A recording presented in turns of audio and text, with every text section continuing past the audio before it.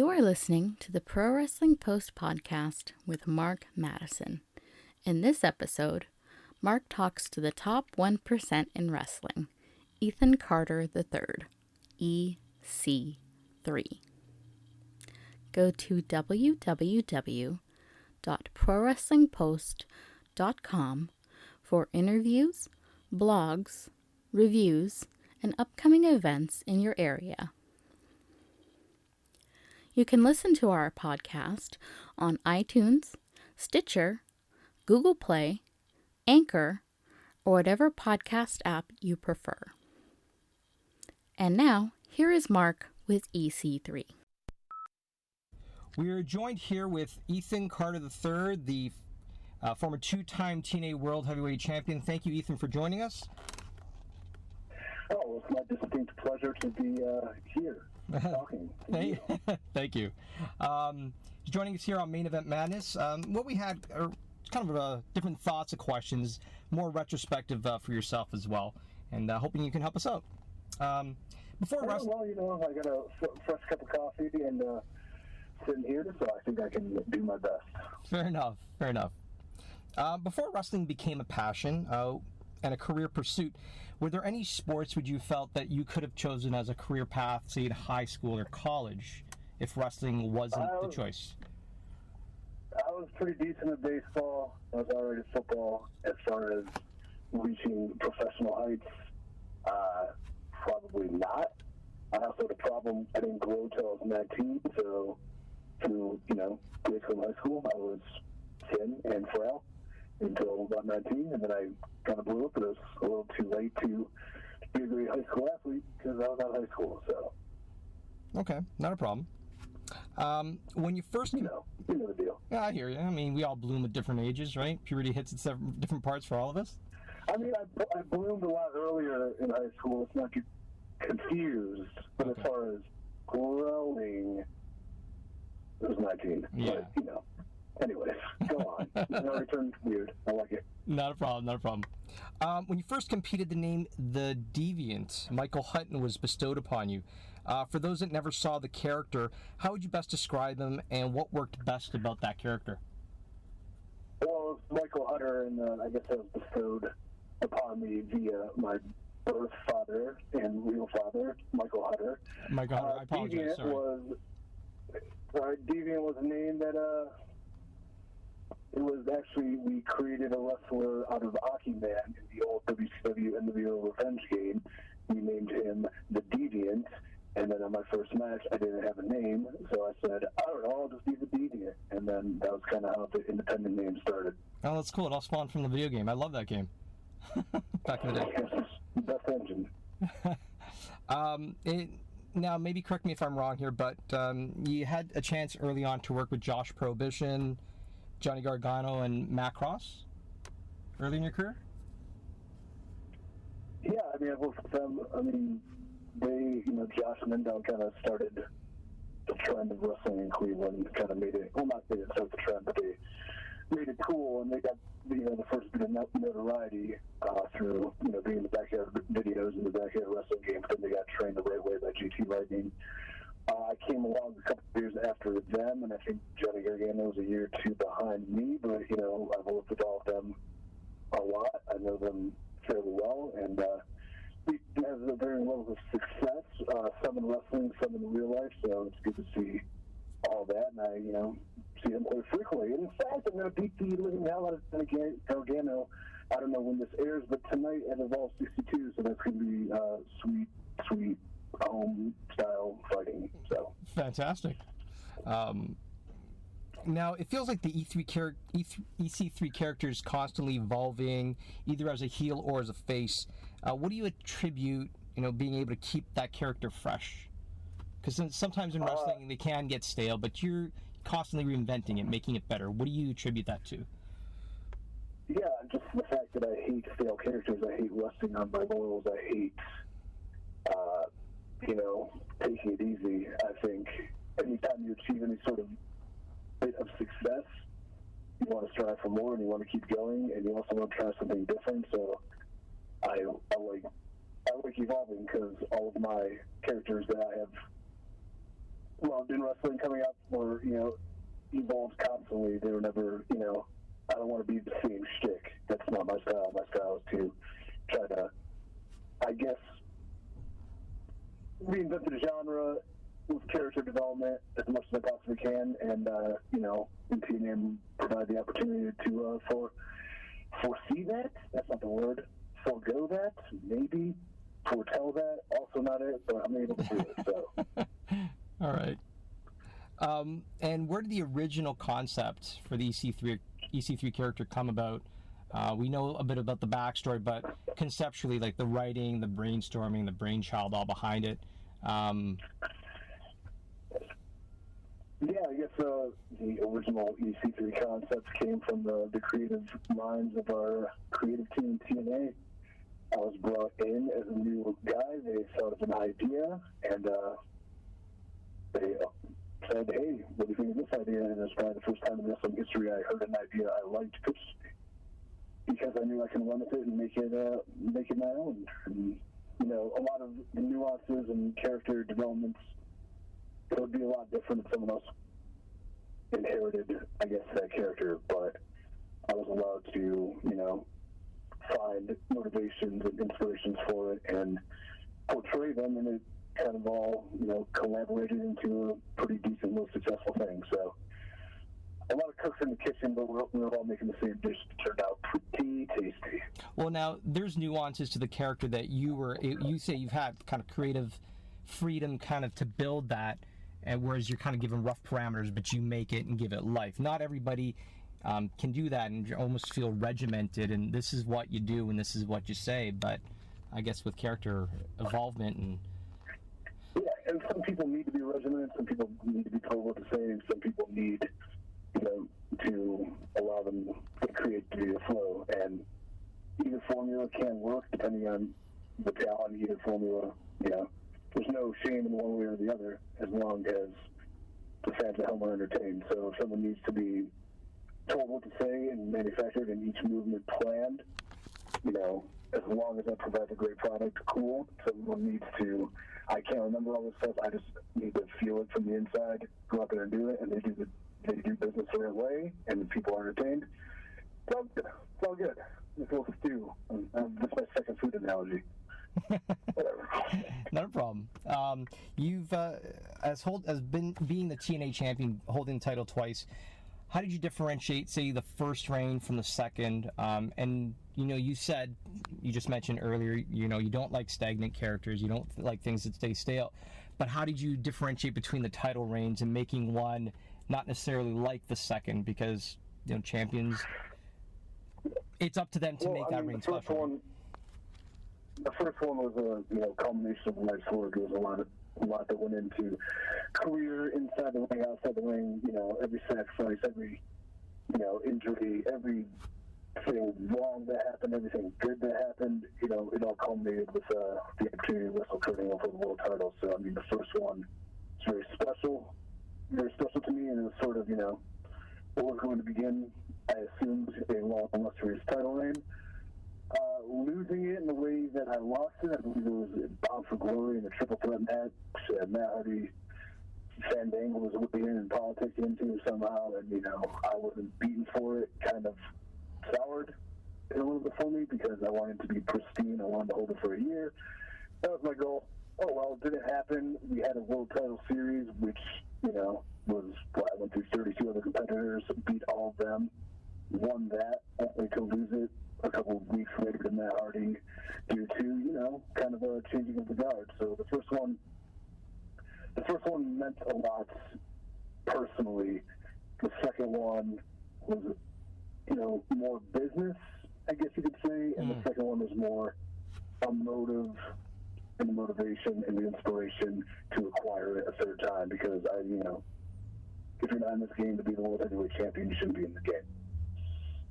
Well said. Yeah. Many have said and heralded your growth, your development. Fans that hadn't gotten a chance to see you when you were with that other promotion, seeing you now, getting the chance to see you grow. there's a lot of people that contribute to making you a success too. I guess voices in your ear and helping to be that inspirational figure, whether in front of the camera, behind. Who would you contribute? I mean, you put in 99% of the effort, but there's also some support. Who would you attribute some support to building you up?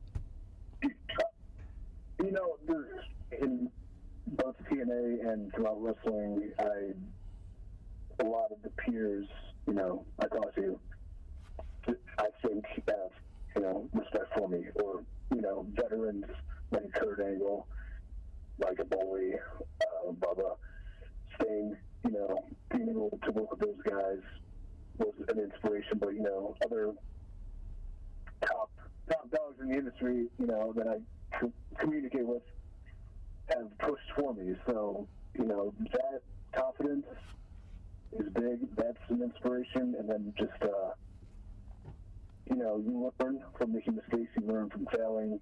I failed. I made mistakes. I learned that no matter what, I'm going to do it my way. And that inspiration hopefully moves towards, you know, the confidence you need, and the confidence just to believe in yourself. And I think it all kind of whips up together, and, you know, here I am today. So a lot of inspirations, but at the end of the day, you know, you have to look at the man you see in the mirror and be proud of who that is and confident in who you are, and not question, just act. You just briefly touched upon facing Johnny Gargano tonight, so I guess a little bit of the elephant in the room being where the concept of the where the, I guess, social media, internet kind of got spun on its ear with Evolve 61 and what was considered, I guess, an invasion. But how did that whole concept or planning, how did the process for that work out initially? Well, I had a really sweet idea, and I, you know, told Drew Galloway this sweet idea, and he was like, "That's a pretty sweet idea." I talked to Rob Naylor, who works with Gabe and Evolve, and I was like, "Hey, here's a pretty sweet idea." And he's like, "You know what? That's a pretty sweet idea." And then it went from there, and they just said, "Okay." And, you know, it's an interesting time in wrestling. There's a lot of strange cross-promoting instances are taking place, and I thought, like, at that forum, it was a spectacular opportunity to not explore what it was, and they didn't tell me what to say, no one told me what to say, and no one ever should, because if you do, you know, I can do better and write better promos than you, so, no. But, you know, they let me run out there with a live mic and take a swing at it, take a risk, and, you know, it caused the most buzz the company ever had, even more buzz than cross-promoting with WWE, so you're welcome. Well, I'm sure the people, Gabe, and the people involved are probably quite happy about that. Should have asked you, though, what was going to be the over-under of using the word sweet in an answer. I would have never even guessed 2 or 3, so you managed to max that. Well, a little known fact is a tattoo on my left bicep, and that means sweet, so that's why I kind of fall back on that word here and there. Oh, but fantastic. Insider info.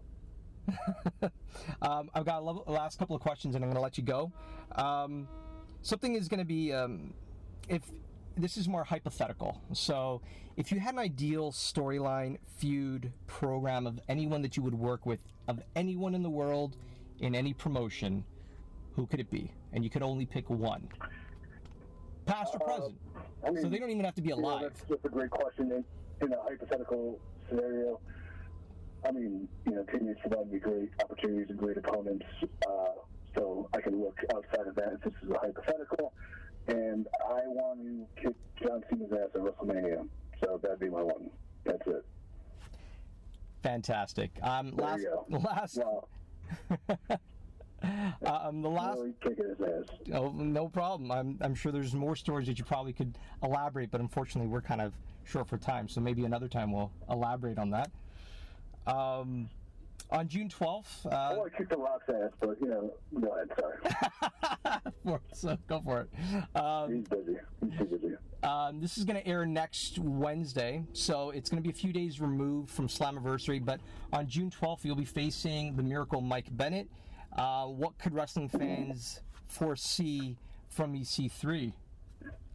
Well, I I mean, they won't hear this till after June 12th, but I think, what did they see? I assume they saw two young go-hards, two guys out to prove themselves, two guys with chips on their shoulder, two guys with angst, two guys that want to be the face of a franchise of a company, but only one spot's available, duking it out, seeing who the better man is, who wins, who loses. That's what this is about. So that's what they saw or seen. And as far as the results, I feel very confident in what I've done, what I've been doing, that I should be the victor. But if I'm not, well, I guess who's the better man, and I need to reevaluate myself. So those are your two options and two answers for a hypothetical question to a match that hasn't taken place but will by the time you hear this. Ethan, it's been an absolute pleasure. A lot of laughs. Thank you very much for your time, and good luck this coming Sunday. All right, my pleasure. My pleasure. I'm done talking for the day. All right, I'll see you. Take care. On behalf of... Thanks, Mark. Take care, Ethan. On behalf of John Curry, this is Mark Madison for Main Event Madness saying thanks again.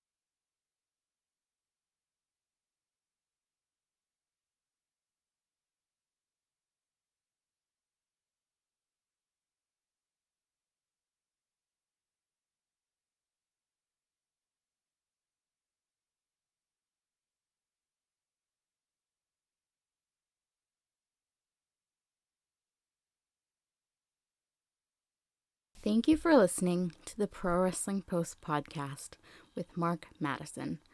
We'll be back very soon with another great interview. You can always check our website, www.prowrestlingpost.com, for more content. Thank you and see you next time.